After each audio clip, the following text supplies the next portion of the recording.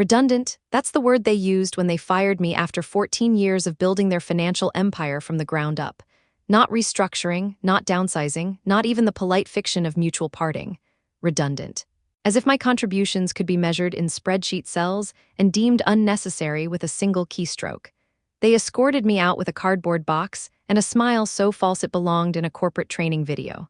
What they didn't know, what none of them bothered to investigate, was that the woman they were discarding as redundant actually controlled 53% of their voting shares. My name is Victoria Sterling, and this is the story of how I turned their biggest mistake into my greatest victory. At 42, I had spent over a third of my life dedicated to Sterling Financial Consulting. The irony of the name wasn't lost on me, though it was pure coincidence. When I joined as a junior financial analyst straight from Wharton, the company was a scrappy startup with big dreams and bigger debt. Marcus Webb, the founder and CEO, was barely 30, all charisma and vision with a dangerous lack of practical financial sense. He could sell ice to penguins but couldn't balance a checkbook to save his life. I was employee number 17. The headquarters was a converted warehouse in Queens with exposed pipes and a coffee machine that required percussive maintenance. My desk was a folding table positioned strategically to catch the least amount of dripping from the ceiling leak in conference room A. But Marcus had something most startups lack, a genuinely revolutionary approach to small business financial consulting. He just needed someone who could translate his vision into sustainable economics. That someone was me. While Marcus charmed clients and painted pictures of financial freedom, I built the infrastructure that made his promises reality. I designed our fee structure, developed our risk assessment protocols, created the financial modeling software that would become our signature tool. I worked 18-hour days, lived on takeout and determination, and slowly, methodically turned Marcus's dreams into a profitable business. By year 3, we had moved to Manhattan. Proper offices with actual furniture and a coffee machine that worked without violence. I had been promoted to senior analyst, then financial director, and finally chief financial officer. My compensation package included equity, a detail that seemed minor at the time but would prove to be anything but. Initially, I received 2% of the company in stock options. As we grew and needed capital, Marcus offered additional equity in lieu of salary increases during lean years. I always said yes. The first major acquisition of shares came during our expansion crisis in year 5. We needed capital for a major client onboarding system, but traditional funding was proving elusive. Several employees, panicked by rumors of potential bankruptcy, offered to sell their equity back to the company at discount rates. Marcus didn't have the cash. I did. I had been living modestly, reinvesting every bonus back into the company, building a personal nest egg specifically for opportunities like this. I purchased their shares at fair market value, increasing my stake to 8%. Year 7 brought the pharmaceutical contract that tripled our revenue overnight. More employees wanted to cash out their equity, convinced the success was a fluke that wouldn't last. Again, I was the buyer. Marcus was too focused on scaling operations to worry about internal stock trades between employees. By the end of that year, I owned 12% of Sterling Financial Consulting. The real game changer came in year 10 when Marcus's mentor, Gregory Sterling, the man whose name graced our company, passed away unexpectedly. Gregory had been an angel investor, owning 15% of the company and serving as an informal advisor. His will specified that his shares should be offered to current employees before any external sale. The price was set at book value, significantly below market rate as a final gift to the company he had helped nurture. Marcus was dealing with the emotional impact of losing his mentor and the practical challenges of replacing Gregory's strategic guidance. The share purchase deadline approached with little fanfare. Most employees couldn't afford the six-figure investment required. Marcus assumed he would eventually need to buy the shares himself or find an external buyer. He never imagined that his CFO had been quietly preparing for exactly this opportunity. I purchased Gregory's entire 15% stake, funded through a combination of personal savings, a carefully structured loan against my existing equity, and a partial liquidation of my other investments. Overnight, my ownership jumped to 27%. I was now the second largest shareholder in the company I had helped build from nothing, but I wasn't finished. Over the next 4 years, I continued my quiet accumulation strategy. Employees who wanted to diversify their portfolios, retirees looking to liquidate assets, even a few terminated workers who needed quick cash, all found a willing buyer in me. Each transaction was properly documented, legally transparent, and conducted at fair market valuations. Marcus was aware of the trades in general terms, they appeared in our quarterly shareholder reports, but he never seemed to grasp the cumulative impact. By the time I walked into that conference room for what would be my final employment meeting, I owned 53% of Sterling Financial Consulting. Marcus Webb, the founder and CEO, owned 28%. The remaining 19% was scattered among 43 current and former employees. I was the majority shareholder of the company that was about to fire me for being redundant. The meeting was scheduled for 10:15 on a Tuesday morning. I arrived 5 minutes early, as was my habit, carrying my leather portfolio and the quarterly financial reports that had become as familiar to me as my own reflection. Marcus was already there, along with Sophia Chen, our newly hired Senior VP of Financial Strategy, and David Harrison from Human Resources. The conference room had been upgraded since my folding table days. Real mahogany, ergonomic chairs, and a window overlooking Central Park. I had negotiated the lease on this space myself. "Good morning, Victoria." Marcus's smile was practiced, professional, and completely hollow. He gestured to the chair across from him, a subtle power play that positioned me as the subject rather than a participant in whatever was about to unfold. "Thank you for making time for this meeting." I took the seat, placed my portfolio on the table, and waited. 14 years of experience had taught me to let others reveal their intentions before showing my cards. David cleared his throat, shuffling papers unnecessarily. "This is difficult, Victoria, but we need to discuss your role here at Sterling Financial. The company has evolved significantly, and we're restructuring our senior management to better align with our growth trajectory."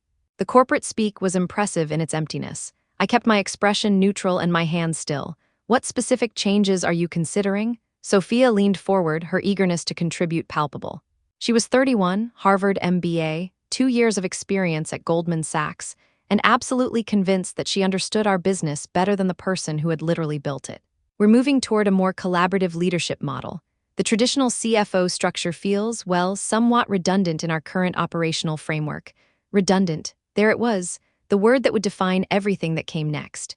Marcus picked up the thread, his tone taking on the false warmth that appeared whenever he was about to deliver bad news.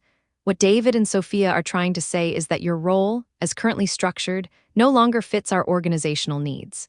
We're grateful for everything you've contributed, but we think this is the right time for you to explore new opportunities." "I see." I opened my portfolio, not to remove anything, but simply to buy myself a moment to process the magnitude of their miscalculation. "And Sophia would be taking over financial oversight?" "That's the plan," David confirmed. "She brings fresh perspectives and contemporary approaches that align with our strategic vision moving forward." The strategic vision I developed, I thought but didn't say. The financial infrastructure I built, I continued silently. The growth trajectory I engineered from 17 employees to over 400. "What kind of timeline are we looking at?" I asked. Marcus's relief was visible. He had expected arguments, emotional appeals, perhaps even threats of legal action. My calm acceptance was making his unpleasant task much easier. "We'd like to make the transition as smooth as possible. Today will be your last day, but we're prepared to offer a generous severance package. 6 months salary, continued benefits, and a strong reference letter. 6 months salary for 14 years of building their empire. The mathematics of betrayal, calculated down to the last decimal point. I understand." I closed my portfolio and stood, extending my hand to Marcus. "Thank you for the opportunity to contribute to Sterling Financial's success. I hope the new structure serves you well." The handshake was brief, professional, and completely meaningless. Marcus's smile widened, undoubtedly pleased with how smoothly the termination was proceeding. David was already gathering his papers, mentally moving on to his next unpleasant task. Sophia was trying not to look triumphant and failing spectacularly. "There is one small administrative matter I need to clarify," I said, my tone conversational. "As a shareholder, I assume I'll continue receiving quarterly reports and board meeting notifications." The room went very quiet. Marcus's smile flickered. Sophia frowned, clearly confused by the shift in conversation. David stopped gathering his papers. "Shareholder?" Sophia asked. "I wasn't aware you held significant equity." I maintain my standard professional expression, the same one I wore during budget presentations and investor meetings. "I hold some shares, yes. I'll need to review the corporate bylaws regarding my voting rights and board participation rights. I assume those remain unchanged despite the employment termination." Marcus's face had gone pale. "Victoria, exactly how many shares are we talking about?" I pulled a single document from my portfolio, placing it on the table where everyone could see. It was a summary sheet I had prepared that morning, listing every share purchase over the past 14 years with dates, prices, and running totals. The final number at the bottom was highlighted in bold, 53.7%. The silence stretched long enough to become uncomfortable. Sophia was staring at the document like it contained nuclear launch codes. David was slowly realizing that he had just terminated the majority owner of the company. Marcus was running mental calculations, trying to figure out how he had missed something so fundamental about his own business. "That can't be right," Sophia said finally. "The founder holds majority control, that's basic corporate structure. I kept my voice level factual. Marcus holds 28.4%, I hold 53.7%. The remaining 17.9% is distributed among other current and former employees. All purchases were conducted legally, at fair market value, and properly documented in our shareholder registry." Marcus found his voice. "Victoria, we need to discuss this privately." "Actually," I replied, gathering my portfolio, "I think we need to discuss this in a properly convened shareholder meeting. According to our corporate bylaws, as majority shareholder, I can call an emergency meeting with 48 hours notice. I'll have my attorney send the formal notification today." I walked toward the door, then paused. "Oh, and Marcus? The severance package won't be necessary. I suspect my role at Sterling Financial is about to become significantly less redundant. The 48 hours that followed my termination were the most intense of my professional life. I spent them in the offices of Crawford, Kim and Associates, the corporate law firm that had handled Sterling Financial's legal affairs since year 3. Patricia Crawford herself, the senior partner, cleared her schedule to personally manage what she diplomatically called our corporate governance issue. The first order of business was confirming my share ownership through a complete audit of every transaction. Patricia's team worked through the night, verifying purchase agreements, stock transfers, and shareholder registry updates. By Thursday morning, we had an irrefutable paper trail documenting my 53.7% ownership stake in Sterling Financial Consulting. The second priority was understanding exactly what rights that ownership granted me. The corporate bylaws, which I had helped negotiate during our incorporation process, were refreshingly clear. As majority shareholder, I could call emergency meetings, propose and vote on board resolutions, and had the right to review all corporate records. More importantly, I had the authority to remove officers and board members with a simple majority vote. The third element was strategic planning. Patricia and I spent hours discussing the most effective approach to assert my ownership rights. We could go scorched earth, immediately removing Marcus and installing new leadership. We could negotiate a power-sharing arrangement, leveraging my position for better terms. Or we could expose the entire situation publicly, letting the market and our clients judge the leadership that had tried to discard their majority shareholder as redundant. I chose a fourth option: systematic reconstruction. The emergency shareholder meeting was scheduled for Friday at 2 p.m. in the same conference room where I had been terminated 3 days earlier. The formal notice, delivered by courier to each board member and major shareholder, was brief and professional.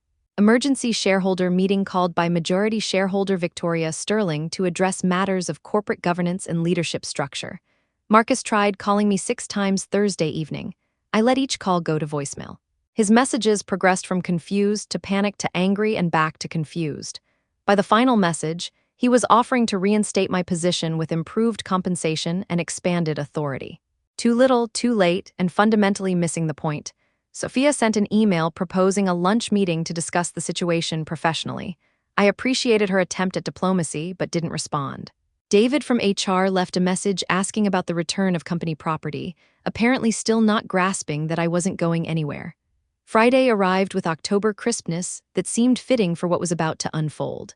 I dressed in my best charcoal suit, the one I wore for board presentations and investor meetings. Professional armor for corporate warfare. I arrived at Sterling Financial's offices at 1:30, using my keycard to enter the building I still legally owned 53% of. The conference room was fuller than usual. All 7 board members were present, along with Marcus, Sophia, David, and several senior VPs who had been invited as observers. The tension was thick enough to require industrial ventilation. Marcus sat at the head of the table, his usual spot, but his posture was defensive rather than commanding. Sophia sat to his right, looking like she was attending her own execution. The board members, experienced business professionals all, wore expressions ranging from fascination to horror. I took the seat directly across from Marcus, opened my portfolio, and placed 2 documents on the table. The first was the updated shareholder registry showing my majority ownership. The second was a proposed resolution for new corporate leadership. Good afternoon, everyone. I appreciate you making time for this meeting. As you all know, I was terminated from my position as CFO on Tuesday for being redundant to our operations. Today, we're here to discuss whether that assessment was accurate. Marcus tried to maintain control. Victoria, before we begin, I want to say that Tuesday's meeting could have been handled better. We're prepared to discuss reinstating your position with enhanced responsibilities and compensation. I appreciate the offer, Marcus, but that's not why we're here.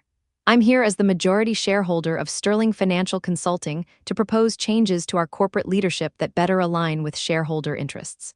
Robert Kim, our longest-serving board member, leaned forward. Victoria, can you clarify your exact ownership percentage for the record? 53.7%, as documented in the shareholder registry that each of you should have received with the meeting notice.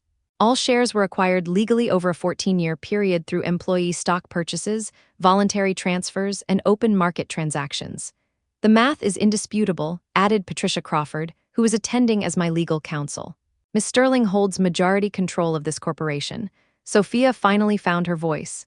This is hostile takeover behavior. You can't just accumulate shares in secret and then show up demanding control. I wasn't accumulating shares in secret, I replied calmly.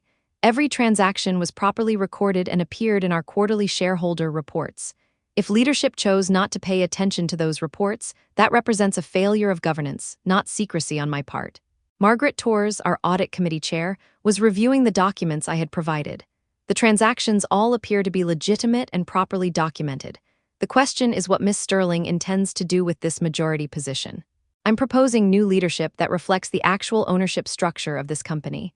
I slid copies of my resolution to each person at the table.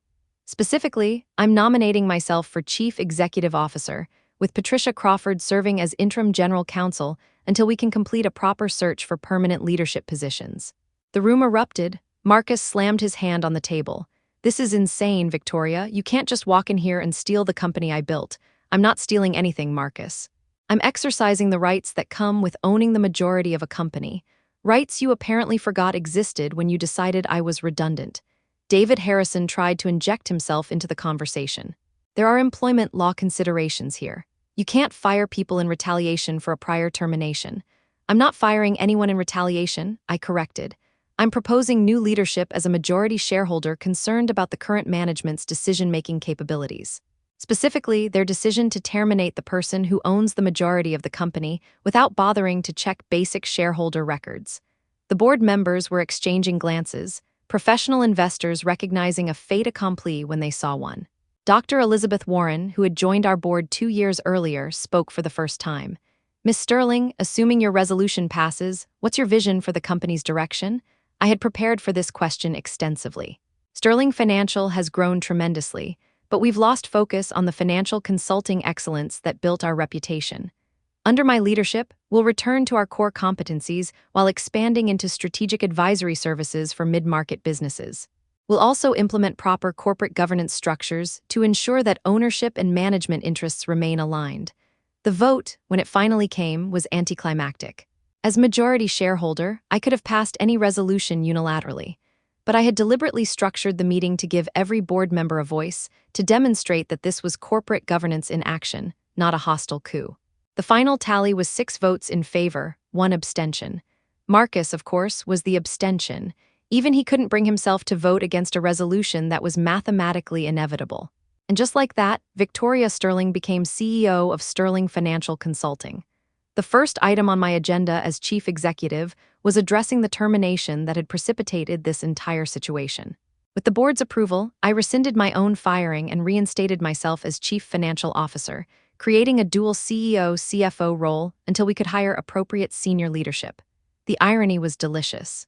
The woman they had fired as redundant was now running the entire company. Marcus was offered a consulting position with the company, recognizing his client relationships and industry knowledge while removing him from operational control. He declined, choosing instead to explore opportunities elsewhere. His 28% shareholding would provide him with substantial passive income from our continued success, but his days of running Sterling Financial were over. Sophia Chen was let go that afternoon, not out of spite, but because her primary qualification had been Marcus's confidence in her abilities over mine. With Marcus no longer in a position to make such judgments, her redundancy became genuinely redundant. I provided her with 3 months severance and strong references for positions that better matched her skill set. David Harrison remained in HR, but with significantly revised responsibilities. The man who had orchestrated my termination now reported to the woman he had tried to dismiss. The poetry of corporate justice. The announcement of our leadership change was carefully managed. Patricia Crawford's firm crafted a press release emphasizing continuity and strengthened governance rather than corporate upheaval. Sterling Financial Consulting announces leadership transition, promotes longtime financial executive to CEO role. The business press covered it as a natural evolution rather than a dramatic takeover. Our clients barely noticed the transition. I had been the primary contact for most of our major accounts anyway, handling the financial analysis and strategic planning that justified our fees. The consulting teams remained intact, the service quality unchanged. The only difference was clearer authority structures and more efficient decision-making processes. The real changes came in how we operated internally. I instituted quarterly all-hands meetings where every employee could see our financial performance and strategic direction. I created transparent promotion criteria and eliminated the informal networking advantages that had previously determined advancement. Most importantly, I established an employee stock ownership program, ensuring that the people who built our success would share in its rewards. 6 months after my termination and immediate reinstatement as CEO, Sterling Financial Consulting reported our best quarterly performance in company history. Revenue was up 18%, profit margins had improved by 4 points, and employee satisfaction surveys showed marked improvements across every category. The business publications took notice. Forbes ran a feature story titled "The CFO Who Became CEO: How Victoria Sterling Turned Termination into Transformation." The Wall Street Journal published a case study on employee stock ownership as a corporate governance tool. Harvard Business Review asked me to write an article about ownership accountability in growing companies. But the sweetest moment came during our annual client conference, an event I had organized for 3 years running. As I delivered the keynote address about sustainable financial growth and strategic planning, I spotted Marcus in the audience. He had registered as a guest of one of his former consulting clients, still working in our industry, but now as an independent advisor rather than company leadership. After my presentation, he approached the stage. "Victoria, that was impressive. You've really grown into the role." I smiled, remembering his dismissive tone just months earlier. "Thank you, Marcus. Though to be fair, I grew into this role about 14 years ago. It just took a termination for redundancy to make it official." He had the grace to look embarrassed. "I owe you an apology. I never should have let them fire you like that." "No apology necessary. Sometimes the best outcome requires taking an unexpected path." As I watched him walk away, I reflected on the journey that had brought me here. A termination that should have ended my career had instead revealed the power I had been quietly accumulating for over a decade. The word redundant, intended to diminish my value, had become the catalyst for claiming control of the company I had helped build from nothing. 3 years later, as I write this story, Sterling Financial Consulting has expanded to 4 cities, doubled our client base, and increased our valuation by over 200%. Every employee owns equity in the company they help grow. Every major decision is made with long-term shareholder interests in mind. And every quarter, I smile when I sign the dividend checks that go to our distributed ownership base. They called me redundant and thought they were showing me the door. Instead, they had handed me the keys to the entire building. The lesson, I suppose, is that in business as in physics, every action has an equal and opposite reaction. They tried to eliminate the woman who built their financial foundation. The reaction was that woman taking control of the entire structure. Marcus Webb learned that ownership and control aren't always the same thing. Sophia Chen discovered that credentials mean nothing without understanding the business they supposedly qualify you to run. David Harrison found out that HR decisions have consequences that extend far beyond personnel files. And I learned that sometimes the most redundant thing in a company isn't the long-time employee who built its success. Sometimes it's the leadership that doesn't recognize the value of what they're trying to discard. My name is Victoria Sterling, Chief Executive Officer of Sterling Financial Consulting, majority shareholder of the company I've spent 18 years building. They fired me on a Tuesday for being redundant. By Friday, I was running the entire organization. The next time someone tells you that your contributions aren't needed, I suggest you check exactly how much of their future you actually control. The answer might surprise you more than it surprises them. If this story of corporate payback resonated with you, you've found the right community. Here at Corporate Payback Stories, we share stories of professionals who refuse to be underestimated and prove that competence always defeats politics. Hit that subscribe button and ring the notification bell if you believe that hard work and integrity deserve respect. Share this video with someone who's ever felt undervalued at work. Tell us in the comments. Have you ever been underestimated in your career? How did you prove them wrong? Your professional stories inspire our community. Thank you for watching, and remember, workplace injustice meets professional justice. Until next time, stay professional, stay strategic.